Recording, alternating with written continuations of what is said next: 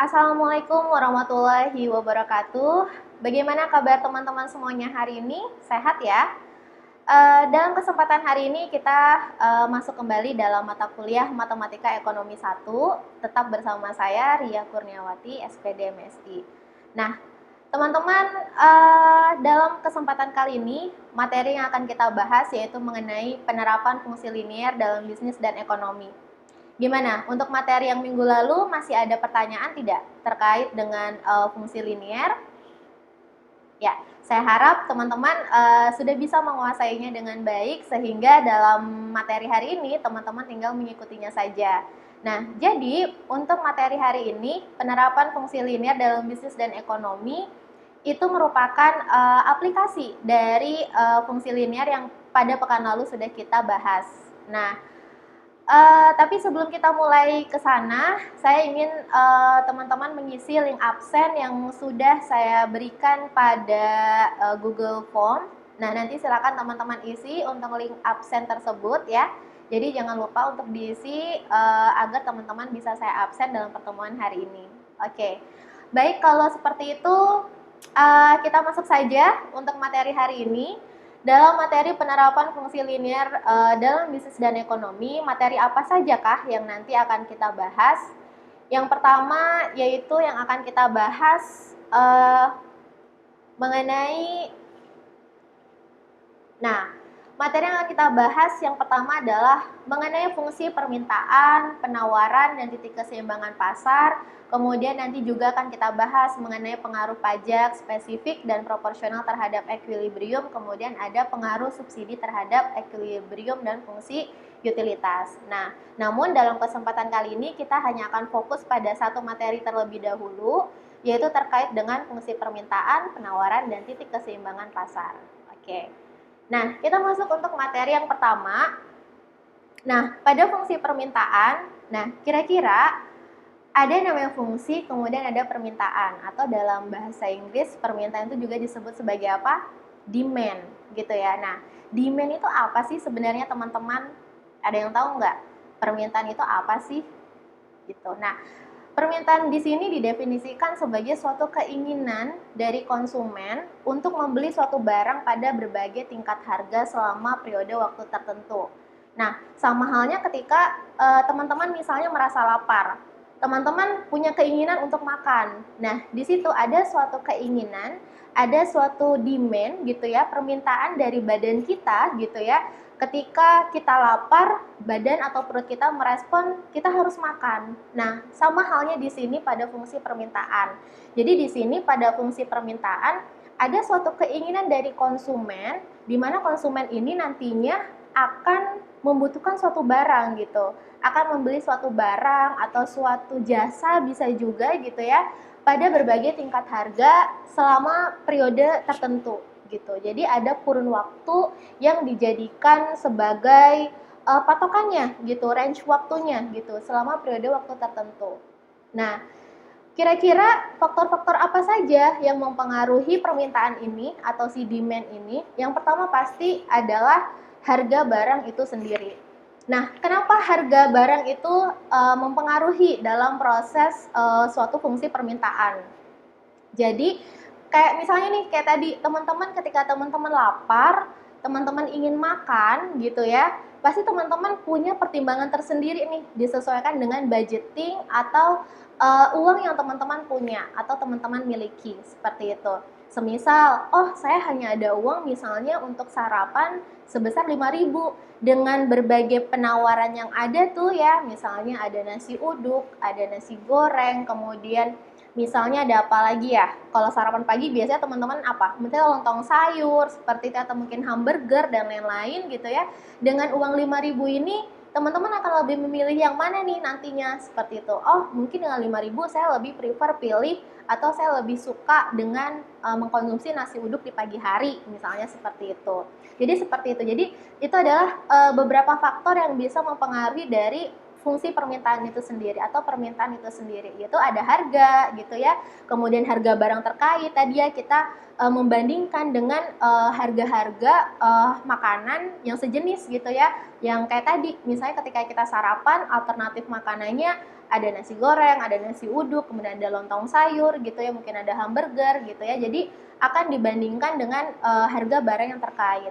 Kemudian tingkat pendapatan per kapita. Tadi seperti teman-teman punya budgeting berapa nih, punya income berapa nih untuk uang jajan atau makan siang atau makan pagi tadi untuk membeli makanan tersebut. Selera atau kebiasaan. Nah, selera atau kebiasaan juga termasuk ke dalam faktor-faktor yang mempengaruhi permintaan gitu ya. Jadi semacam kayak teman-teman tuh nggak biasa nih misalnya kalau sarapan itu makan nasi uduk, tapi misalnya teman-teman lebih misalnya biasa atau seleranya tuh kalau makan pagi atau sarapan itu dengan roti gitu ya. Nah, itu bisa seperti itu. Kemudian jumlah penduduk gitu ya. Kemudian perkiraan harga mendatang, forecasting di harga mendatang, apakah harga itu akan naik ataukah akan turun seperti itu ya. Kemudian juga terkait dengan distribusi dari pendapatan dan promosi penjualan itu sendiri. Nah, itu tadi faktor-faktor yang mempengaruhi dari permintaan gitu. Nah, sehingga dengan adanya faktor-faktor tadi dan juga definisi yang sudah kita miliki, maka fungsi permintaan ini bisa kita gambarkan dalam diagram dua dimensi, yaitu terdiri dari sumbu X dan sumbu Y, seperti itu ya. Nah, di mana nantinya di dua sumbu tadi, sumbu X dan sumbu Y, itu nanti akan bisa kita lihat suatu diagram yang berbentuk suatu garis lurus. Nah, maka fungsi permintaan ini kita masukkan ke dalam penerapan dari fungsi linear. Kalau teman-teman ingat kembali ya, review materi minggu lalu, bahwa fungsi linear itu adalah suatu fungsi yang berbentuk garis lurus. Nah, di fungsi permintaan ini nantinya juga akan menghasilkan suatu diagram atau fungsi yang berbentuk garis lurus seperti itu. Nah, nanti fungsi dari permintaan ini karena tadi ya terdiri dari dua dimensi ya, X dan Y, maka nanti akan saling berkaitan ya antara harga dan juga dengan waktu. Seperti tadi definisinya ya, keinginan konsumen membeli suatu barang gitu ya, kuantiti barang tersebut berapa jumlahnya sesuai dengan tingkat harga tertentu gitu, atau selama dalam periode waktu tertentu seperti itu. Nah, itu ya teman-teman terkait dengan fungsi permintaan. Oke, untuk konsep dari fungsi permintaan, apakah teman-teman ada pertanyaan? Oke, alhamdulillah teman-teman sudah bisa menguasainya ya untuk terkait dengan fungsi permintaan ini. Konsepnya nih seperti apa? Seperti itu. Nah, jika teman-teman sudah memahami konsep dari fungsi permintaan ini, maka selanjutnya kita akan bahas mengenai bagaimana sih matematika ini di fungsi permintaan. Kita cek ya. Nah, di sini dalam fungsi permintaan ya, hukum permintaan itu selalu berbunyi seperti ini. Jika harga dari suatu barang itu naik ya, dia naik, maka ceteris paribus dari jumlah barang yang diminta konsumen itu akan turun gitu. Dan sebaliknya, kalau harga barang itu turun gitu ya, maka jumlah barang yang diminta konsumen akan naik. Ya, seperti halnya contohnya gini, kalau misalnya harga dari misalnya nih teman-teman perempuan nih ya, misalnya mau beli baju nih. Misalnya harga baju itu sekarang lagi ada di harga 300.000 misalnya gitu ya. Maka permintaan konsumen itu akan turun. Nah, tapi misalnya nih ketika ada flash sale gitu ya, diskon Shopee gitu, misalnya 10-10 gitu ya, maka misalnya dia ada diskon misalnya 10% seperti itu, jadi misalnya 280.000 gitu, maka demand atau permintaan konsumen itu akan naik seperti itu. Nah, seperti itulah hukum dari permintaan. Nah, sekarang akan kita coba cek ya, kita aplikasikan hukum permintaan ini dalam suatu kalimat matematika.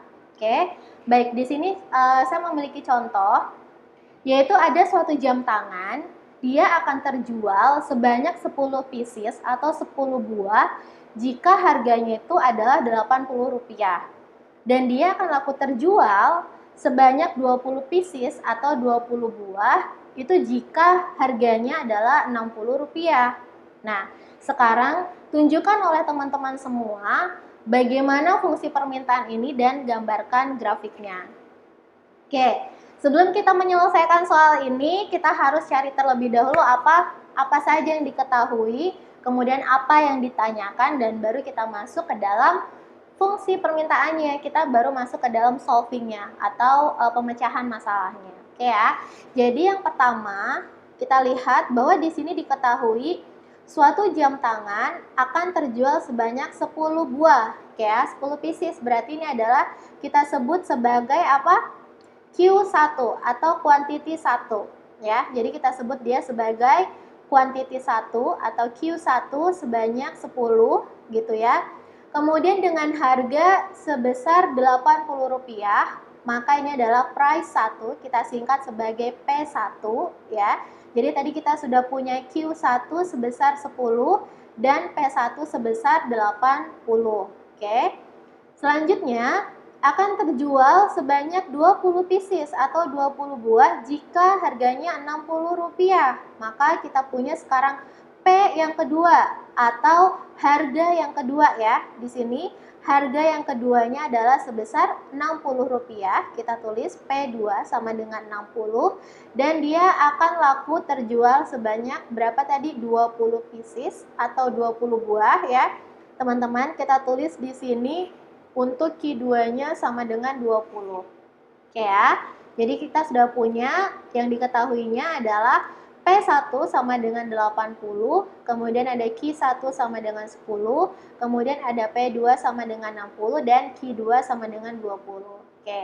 Yang ditanya apa? Yang ditanya adalah fungsi permintaan. Nah, nanti fungsi permintaan ini bentuknya seperti apa? Dia bentuknya akan sama seperti fungsi linear. Teman-teman ingat bentuk umum dari fungsi linear? Ada yang ingat nggak? Bentuk umum dari fungsi linear. Ya, tepat sekali. Bentuk umum dari fungsi linear kemarin adalah Y sama dengan AX plus B. Nah, nanti di sini juga sama. Bisa jadi bentuknya adalah Q sama dengan AP plus B gitu ya. Atau P sama dengan AQ plus B. Seperti itu. Jadi nanti tergantung teman-teman ingin lebih fokus pada Q sama dengan atau bentuk P sama dengan, itu tidak masalah. Seperti itu ya. Oke, sekarang kita solve dia, kita kerjakan soal ini.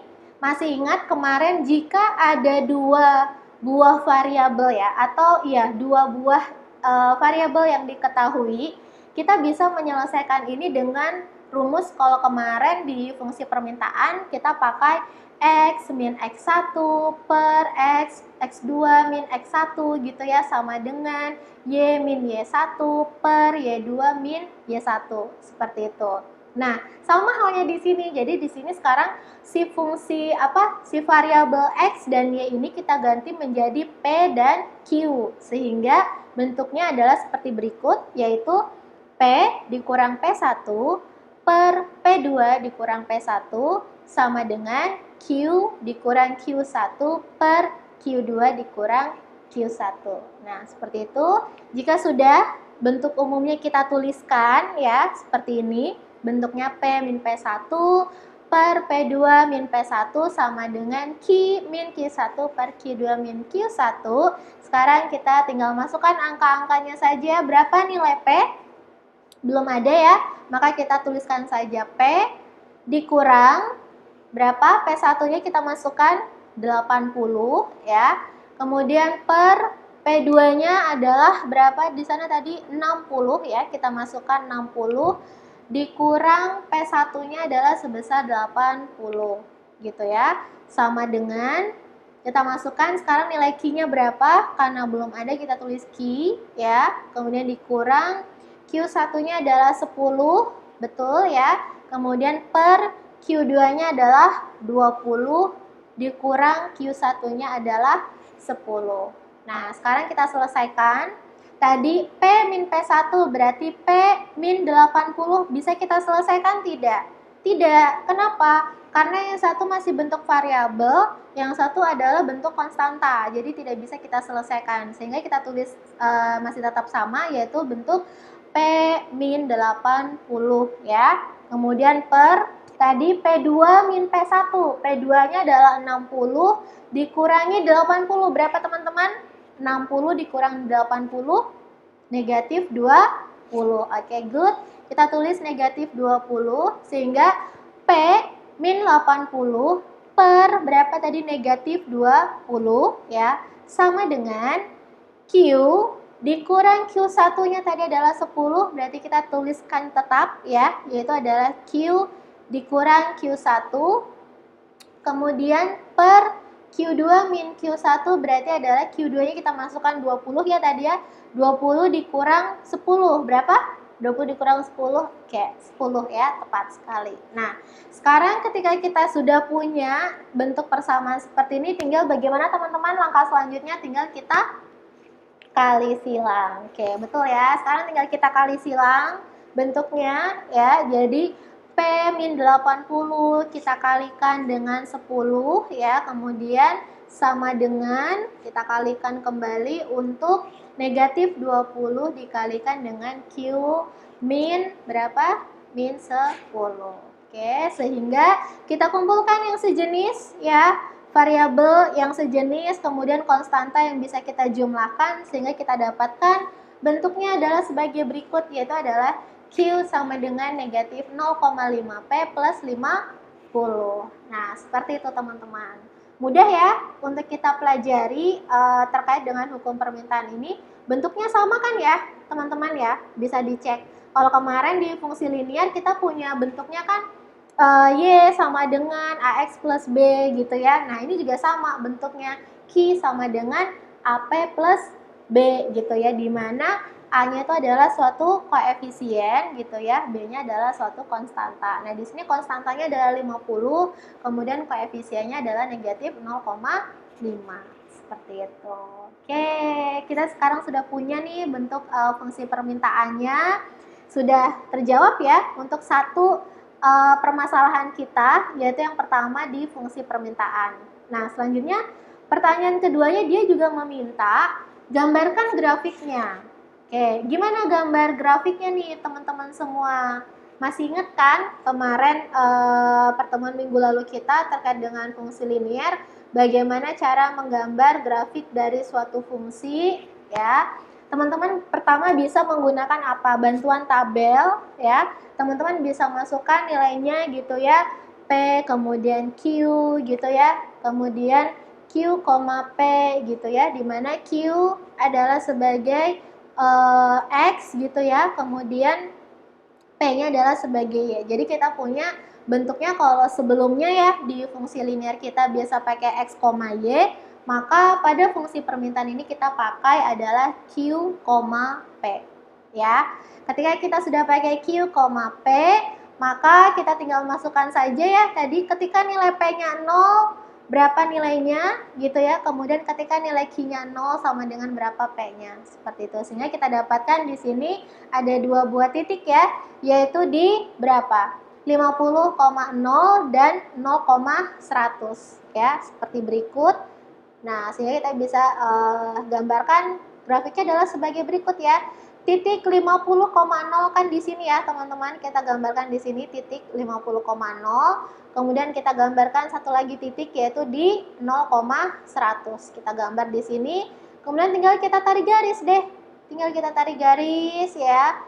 Kita tinggal tarik garis, sudah selesai ya. Jadi bentuk garis ini, bentuk persamaan garis ini adalah bentuk dari tadi fungsi permintaan yang berbunyi yaitu Q sama dengan negatif 0,5P plus 50. Oke, bagaimana teman-teman terkait dengan fungsi permintaan? Ada pertanyaan tidak? Bisa dipahami? Oke, bisa ya teman-teman semua, alhamdulillah teman-teman bisa memahaminya. Dan sekarang coba nanti teman-teman silakan berlatih. Di sini saya ada soal latihan teman-teman. Nah, di sini ya. Untuk latihan soal, teman-teman silakan dikerjakan soal berikut ya, soal yang nomor 1 ini yang pertama.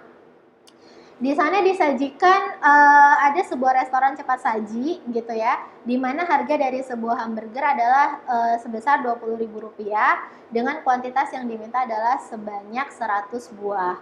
ketika harga hamburgernya naik nih, naik 5.000 ya, jadi 25.000, kuantitas yang diminta turun jadi 50 buah. Nah, teman-teman nanti di sini diminta untuk menentukan bagaimana bentuk dari fungsi permintaannya, dan nanti teman-teman jangan lupa ya untuk menggambarkan juga grafik dari fungsi permintaan tersebut.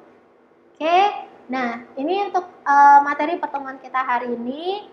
Insya Allah pekan depan akan kita bahas selanjutnya itu terkait dengan fungsi penawaran ya teman-teman, kemudian nanti juga terkait dengan titik keseimbangan pasar. Nah sebenarnya untuk fungsi penawaran ini nggak beda jauh sama fungsi permintaan ya, teman-teman bisa cek di sini ya untuk fungsi penawaran. Nah seperti berikut. Nah di sini ya ini fungsi penawarannya gitu ya.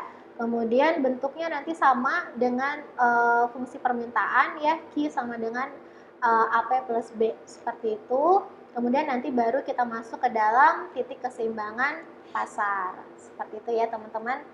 Oke teman-teman, demikianlah materi kita hari ini terkait dengan penerapan fungsi linier dalam bisnis dan ekonomi, yaitu salah satunya adalah pada fungsi permintaan.